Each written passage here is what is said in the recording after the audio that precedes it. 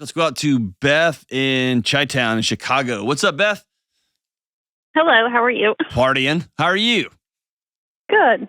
Awesome. Good. What's up? Thanks for taking my call. My question is how to let go of the anger with my father. And I'll give you a little backstory. We haven't had a relationship in decades. Like, he was invited to my wedding, didn't show up. Invited to meet his first granddaughter when she was born, didn't come. And so after that, I wrote a letter to him, didn't send it, but just to get all my emotions out. Mm-hmm. And felt like I really had peace about it because I didn't understand how he couldn't be there for me and my siblings, even his brother and his mother. But after I had a child, it really changed my perspective on it all of it. Does he have mental illness? My siblings and I think we have diagnosed him, just in our heads, but we don't know. I would be willing to bet a lot that he was struggling with something pretty profound. Yes. The act of walking away from your kids and your grandkids is so unnatural. Yes. And I hate that you experienced that. Thank you. But that's not your fault, right? No. And I'd always said, or I said in the letter that I wrote to him and said, the only way I can have any sort of respect for him as being my father is just not to know him at all, because I can't understand how he could do that. And really, so over the past year, he gotten really sick. And, I struggled we all did with, should we go visit him? And then ultimately, will we go to his funeral? And we weren't given the opportunity to. We had to find out he was sick through multiple different parties. And so he was remarried. His wife had just a quick burial. The obituary wasn't released till after the funeral, and we weren't even listed anywhere in it. And then since then, I've went back and looked at the tribute wall on his obituary, and every single person on there comments about how he was, the most dedicated Christian man that they knew. And I'm like, he abandoned his entire family. And I don't know. I have a lot of anger towards that. I thought I had peace about everything else, but now I'm just angry. One of the hardest fantasies in the world to let go of is the parent walking away from their child. It's one of the hardest ones in the world, and you can think you've dealt with it and buried it until they pass away. Mm-hmm. And then there's that your body realizes, oh, this never wraps up. There's no happy ending. Yeah. And as much as it's frustrating, we've seen enough Hollywood movies where, the kid walks in and dad's on his deathbed and he says, "I'm proud of you."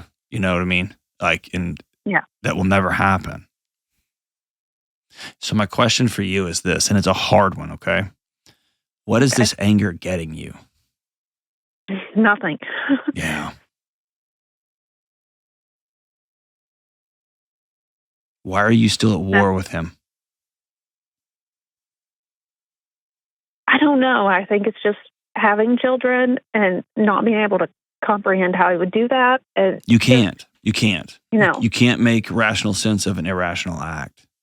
I would tell you any energy you spend trying to make sense of it is a waste of time. It's energy you're taking away from your kids and dumping it into a bottomless pit. You can never wrap your head around it because it makes no sense. And I know that's maddening. Yes.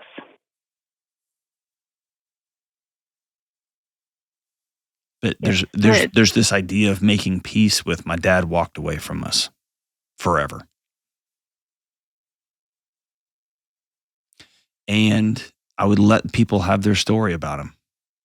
Mm-hmm. Because that gives them peace. The ones that he chose to be in a relationship that weren't you, let them have their story. I mean, what sense of it is to burn that to the ground? Like you could show up at There's his old church and be like, "Hey, I'm his daughter he walked away from, and he never met his grandkids because he sucked. He was the worst guy ever. Just wanted y'all to know." My promise is you won't sleep 1 ounce deeper by doing that. Yes, because I did think about that, and of course I stopped myself. But Yeah, you know how good that would feel? It would feel amazing. It would feel so good, the retribution. It would feel good for like 5 seconds. Mm-hmm. You know what I mean? And on the way home, you'd stop at like a burger joint and eat yourself into a coma because it would feel so good. And then you go home and then you'd realize you went with you. Yes. Nothing's changed. He still walked away from his little girl.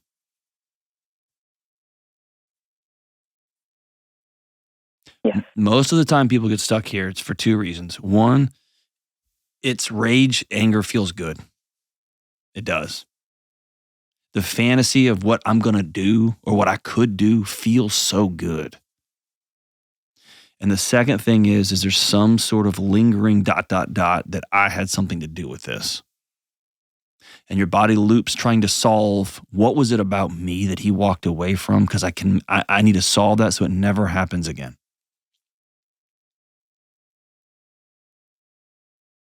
And both of those things are unsolvable loops. They will spin faster and faster until you become an anxious mess. And then in a strange way, you restart the cycle and your kids want to stay a few inches away, further away from mom because she's a lot. Mm-hmm. Is that fair? Yeah. And then the cycle starts again. Yeah. So whenever someone's facing this, that you've done part of the work, okay? I always direct people to write 4 different letters. All right? You've written one of them. Was it the vomit letter? The you suck and I hate you letter? Okay. Pretty much. When did you write that? When my daughter was born 18 years ago. Okay. Let's update that one. Okay.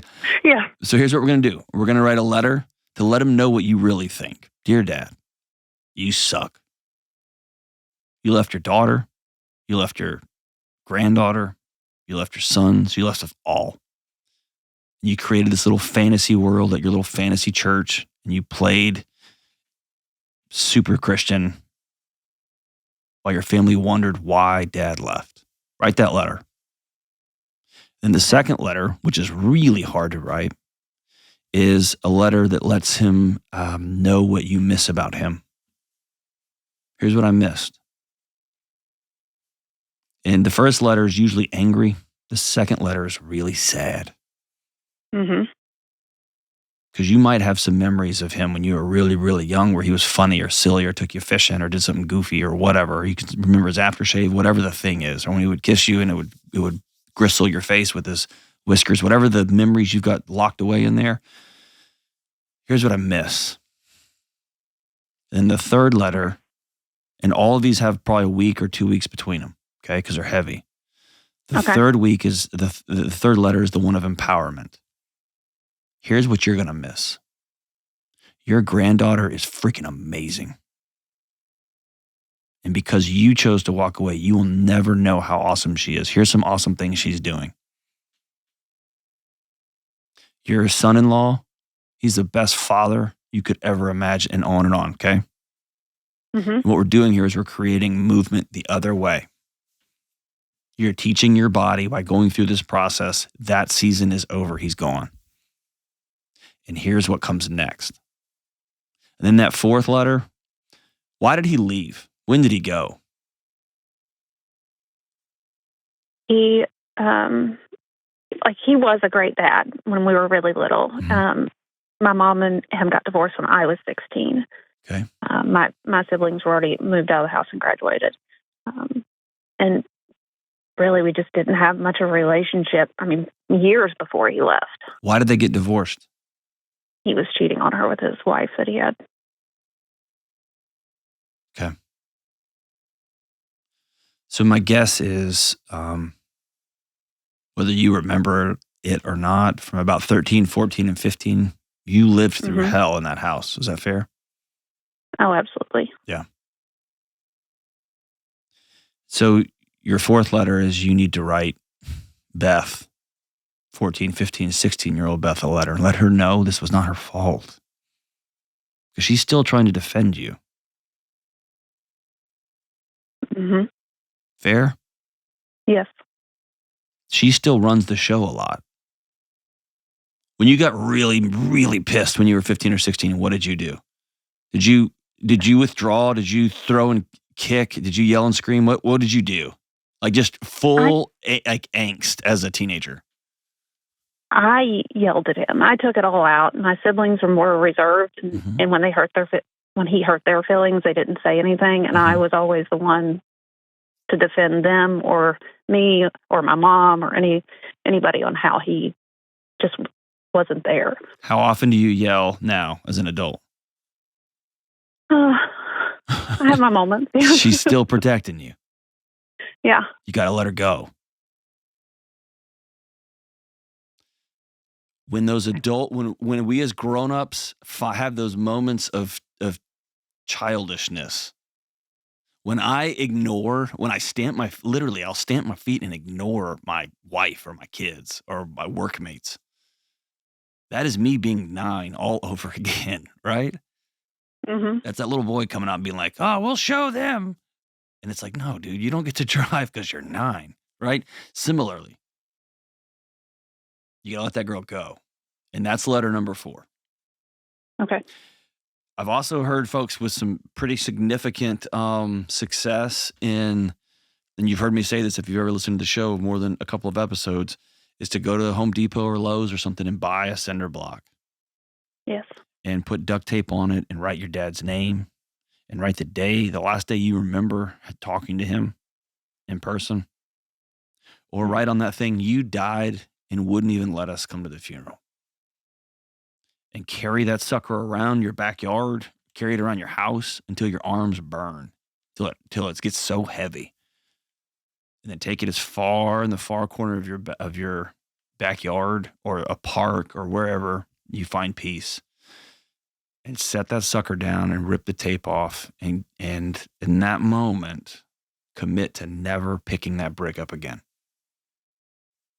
I'm not carrying my dad's trauma anymore. I'm not carrying his hatred. I'm not carrying the fact that he walked out on his little girl and her brothers.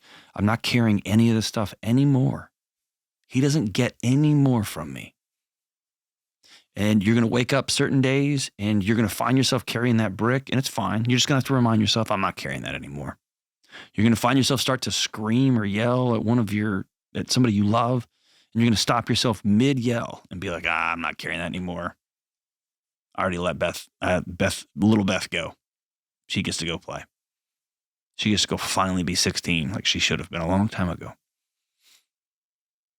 But it's going to be a practice. I'm not carrying it anymore. I'm not carrying this anymore. I'm not carrying it anymore. He gets no more of me because he's had enough of you for the last however many years. And we're done. Now it's time to live forward. Does it suck that he abandoned you? God almighty, I can think of hardly anything worse. Is it unbelievable that they hid his funeral from you, didn't even mention you in the obituary? Yeah, it's wrong. It's wrong at every level. And it happened.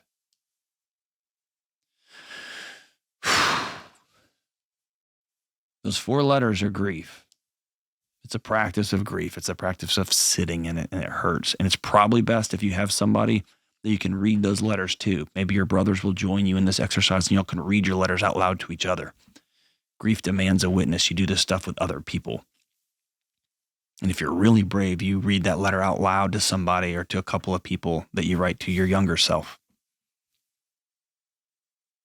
And we never carry the brick again.